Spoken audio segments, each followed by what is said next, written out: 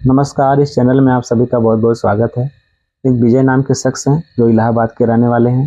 पिछले एक सप्ताह से उनको पेट में ऊपर की तरफ दाहिने साइड कुछ भारीपन था, पेट में दर्द हो रहा था, भूख बिल्कुल नहीं लगती थी, नींद बहुत ज़्यादा लगती थी, बहुत ज़्यादा थकान हो रही थी, सिर में दर्द हो रहा था, निचली भी हो रही थी, कभी कभी उल्टी भी हो जा रही थी। कुछ समय और बीता तो शरीर में खुजली होने लगी। फिर धीरे धीरे उनकी आँखें पीली होने लगी, नाखून पीले होने लगे, पेशाब पीले होने लगी। उनको संदेह हुआ, उन्होंने पैथोलॉजी पर जाकर सीरम बिलिरुबिन का टेस्ट करवाया। अब सीरम बिलिरुबिन का टेस्ट करवाने पर उसका जो रिजल्ट आया वो 2.3 mg प्रति DL आया, जबकि सीरम बिलिरुबिन की नॉर्मल वैल्यू 0.1 से 1.2 mg प्रति DL होती है। 1.2 mg प्रति DL से यदि ज़्यादा आ गया सीरम बिलिरुबिन तो माना जाता है कि पीलिया है। तो इस तरह से यह स्पष्ट हो गया कि विजय जी को पीलिया ही है। जितने परेशान हुए अपने पीलिया से हैं, उससे ज़्यादा परेशान तो लोगों की बातें सुन सुनकर हो गए हैं। घर के लोग, पास पड़ोस के लोग उनको तरह तरह की सलाह दे रहे हैं। कोई कह रहा है कि डॉक्टर के पास जाकर इसका इलाज करवाइए, तो कोई उनको झाड़ फूंक करवाने की सलाह दे रहा है। वह बता रहा है कि सुबह सुबह खाली पेट फला जगह चले जाइए, वह कुछ मंत्र वगैरह पढ़ेंगे और थाली में आपका हाथ रखवा कर उस पर चूने का पानी डालेंगे और सारी पीलिया आपकी निकल जाएगी। तो कोई बता रहा है कि आप फला जगह चले जाइए, वहाँ पर कोई जड़ी बूटी आपके हाथ में बांधेंगे और आपकी पीलिया ठीक हो जाएगी। तो कोई उनको सलाह दे रहा है कि यदि आपको सर्दी हो जाए तो आपकी पीलिया ठीक हो जाएगी, तो इसके लिए वह बता रहा है कि ये ठंडी ठंडी चीज़ों को खाइए, मूली वगैरह खाइए, आपको सर्दी हो जाएगी, आपकी पीलिया ठीक हो जाएगी। तो कोई कह रहा है कि आप हल्दी मत खाइए, ये मत खाइए, वो खाइए। तो इस तरह से वह सुनकर काफ़ी परेशान हो गए हैं और वह एक तार्किक व्यक्ति हैं, तो वह यह जानना चाहते हैं कि आखिर पीलिया क्यों होती है और पीलिया कितने प्रकार की होती है, इससे बचाव क्या है, इसका इलाज क्या है। और वह ये भी जानना चाहते हैं कि पीलिया की झाड़ फूंक लोग करते हैं तो कैसे वह झाड़ते हैं और कैसे चूने का पानी पीला हो जाता है, क्या वह पीलिया ही निकलती है या कुछ और होता है। और विजय जी ही नहीं, इस वीडियो को देखने वाले सभी लोग ये जानना चाहते हैं। तो आइए हम सब जानते हैं कि पीलिया क्यों होती है। हम सबके खून में अरबों खरबों की संख्या में लाल रक्त कणिकाएँ होती हैं और इनकी औसत जीवन काल जो होता है 120 दिन होता है। 120 दिन बाद यह टूट जाती हैं, अर्थात मर जाती हैं। इनके टूटने की कुछ और भी वजहें होती हैं, जैसे कोई बैक्टीरियल या वायरल इन्फेक्शन हो जाए या कुछ दवाओं से, जैसे मलेरिया वगैरह की दवाओं से ज़्यादा टूटती हैं। तो जब ये टूटती हैं तो इनके टूटने से एक पीला पदार्थ निकलता है, उसी को सीरम बिलिरुबिन कहा जाता है। और यह खून से इसको अलग करने का काम हमारा लीवर करता है।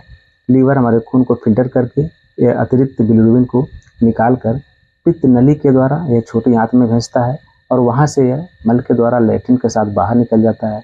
यह क्रिया हमेशा चलती रहती है, परंतु किसी कारण से जब लीवर में इन्फेक्शन हो जाता है या और कोई रुकावट आ जाती है तो इस बिलिरुबिन की मात्रा हमारे खून में बढ़ने लगती है और पीलिया हो जाती है। अब आइए समझते हैं कि पीलिया कितने प्रकार की होती है। तो पीलिया कुल 5 प्रकार की होती है। इसमें सबसे पहले है हेपेटाइटिस ए। यह 95% पीलिया के मरीजों को यही वाली पीलिया होती है। यह हेपेटाइटिस ए नाम की वायरस से होती है। यह वायरस दूषित भोजन या दूषित जल द्वारा हमारे पेट में पहुंचता है। वहां पहुंचकर यह लीवर को इन्फेक्टेड कर देता है और लीवर की कार्य क्षमता घट जाती है, उसमें सूजन आ जाती है। तो वह बिलिरुबिन का फिल्टर ठीक से नहीं कर पाता है और हमारे खून में बिलिरुबिन की मात्रा बढ़ने लगती है और पीलिया हो जाती है। जो दूसरे प्रकार की पीलिया है वह हेपेटाइटिस बी और जो तीसरे प्रकार की पीलिया है वह हेपेटाइटिस सी। ये दोनों तो बहुत ही रेयर होती हैं, किसी किसी को होती हैं, लेकिन फिर भी यदि किसी को हो जाए तो उसकी ज़िंदगी बचाना बहुत मुश्किल हो जाता है। यदि बहुत अनुभवी कोई डॉक्टर है और मरीज़ की उम्र 30 वर्ष से कम है तभी उसके बचने की संभावना होती है। परंतु यह दोनों ही पीलिया ब्लड कॉन्टैक्ट से फैलती हैं। जैसे यदि एक ही सिरिंज से कई लोगों को इंजेक्शन लगाया जाए तो इसके फैलने की चांस होता है। और इसी तरह से यदि एक ही निडल से कई लोग टैटू बनवाते हैं तब भी इसके फैलने का चांस होता है। और यदि एक ही ब्लेड से कई लोगों की दाढ़ी या बाल बनाए जाते हैं तब भी इसके फैलने का चांस होता है। इसी तरह से यदि कोई गर्भवती महिला है, उसको हेपेटाइटिस बी या सी हुआ है तो उससे जो बच्चा पैदा होगा उसको भी हेपेटाइटिस बी या सी होने का चांस होता है। और यदि असुरक्षित यौन संबंध काफ़ी लोगों से जो लोग बनाते हैं उनको भी इससे फैलने का चांस होता है। यानी कि जिस तरह से एड्स फैलता है उसी तरह से यह भी हेपेटाइटिस बी और सी फैलती है।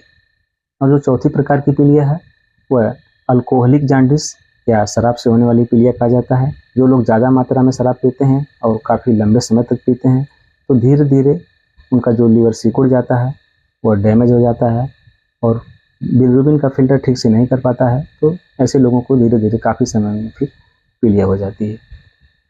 और जो 5वीं प्रकार की पीलिया है वह ऑब्स्ट्रक्टिव या रुकावट वाली पीलिया कहा जाता है। ये पीलिया जब पित्त नली में कोई वायरल या बैक्टीरियल इन्फेक्शन हो जाए और पित्त नली बंद हो जाए, या फिर पित्त में पथरी हो और वह पथरी नली में आकर फंस जाए, नली को बंद कर दे, तो बिलिरुबिन हमारे शरीर से बाहर निकल ही नहीं पाता है, तो इस तरह से पीलिया हो जाती है। जहाँ तक इलाज की बात है तो जैसा कारण वैसा उसका इलाज। यदि ऑब्स्ट्रक्टिव पीलिया हुई है तो उसको अल्ट्रासोनोग्राफी करा के देखा जाता है। यदि उसमें पथरी फंसी है तो ऑपरेशन द्वारा उसको निकाल दिया जाता है और पीलिया ठीक हो जाती है। और यदि अल्कोहलिक वाली पीलिया है तो मरीज़ को शराब छोड़ने के लिए कहा जाता है और साथ साथ उसके लीवर को ठीक करने के लिए दवाएं चलाई जाती हैं, तो हो सकता है कि उसको फिर से रिकवरी हो जाए और वह ठीक हो जाए।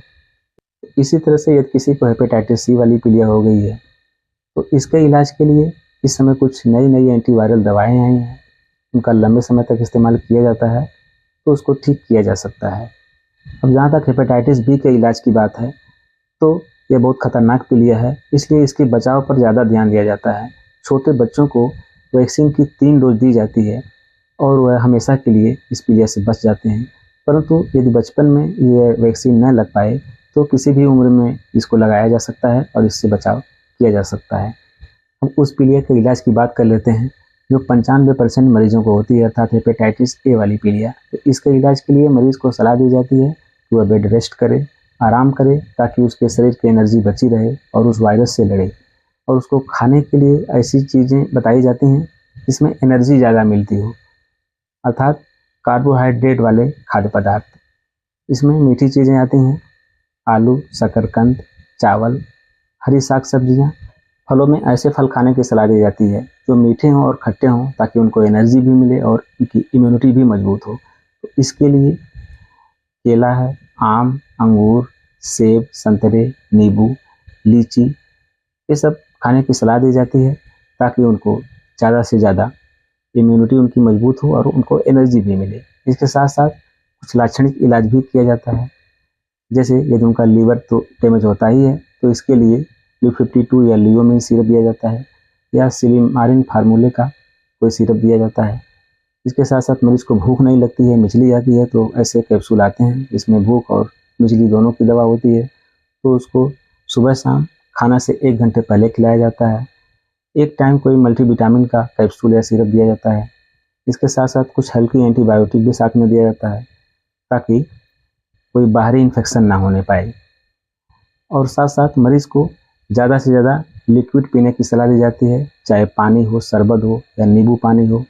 इसके पीने से ज़्यादा पिएंगे लिक्विड तो ज़्यादा पेशाब होगी और इस पेशाब के साथ साथ कुछ पीलिया इस तरह से भी निकलेगी। तो यदि इस सब को 2 सप्ताह से 3 सप्ताह कंटिन्यू किया जाए तो पीलिया अपने आप ठीक हो जाती है। अंत में हम उसकी चर्चा कर लेते हैं कि पीलिया की झाड़ फूँक करने वाले आखिर पीलिया की झाड़ फूँक कैसे करते हैं, चूने का पानी पीला कैसे हो जाता है। तो उसको आप भी कर सकते हैं, इसमें कोई कलाकारी की बात नहीं है, यह सिर्फ केमिकल रिएक्शन है। आम के पेड़ से उसका छिलका निकालिए, उसको कुचल कर पानी में उबाल दीजिए।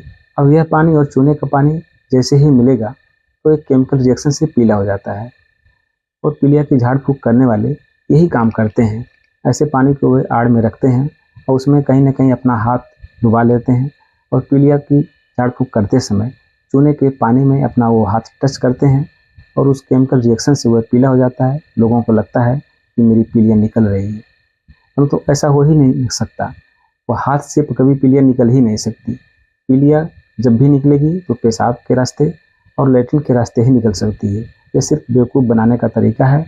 हो सकता है कि कोई पीलिया झाड़ने वाला किसी दूसरे तरीक़ा से पीलिया को झाड़ता हो, लेकिन फिर भी चाहे वो किसी भी तरह से पीलिया झाड़े, लेकिन वह बनाता बेवकूफ़ ही है, भले ही किसी के समझ में न आए। तो इसलिए जब भी आपको पीलिया हो तो आप डॉक्टर से उसका इलाज करवाइए, कभी भी झाड़ फूँक के चक्कर में ना पड़िए। तो मुझे उम्मीद है कि आपको ये वीडियो पसंद आएगी और पसंद आए तो लाइक, शेयर और सब्सक्राइब करें। फिर मिलेंगे अगले वीडियो में, तब तक के लिए नमस्कार।